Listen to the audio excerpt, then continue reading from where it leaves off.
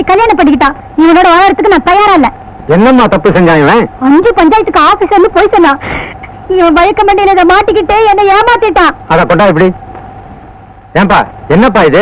இது தோப்பங்குடி சாமி. இத போட்டுக்கிட்டா ஈர மாதிரி இருக்கும். ஓஹோ, அப்போ சரசு சொல்றதெல்லாம் உண்மைதானா? ஆமாங்க சாமி. 1000 பொய் சொல்லி ஒரு கல்யாணத்தை முடிப்பாங்கன்னு பேரு. நான் ஒரே ஒரு பொய் சொல்லி தானே கல்யாணத்தை முடிச்சேன். முருகனே வள்ளிய நரச்சதுல டோப்பா வச்சு தான் கல்யாணம் முடிச்சாரு.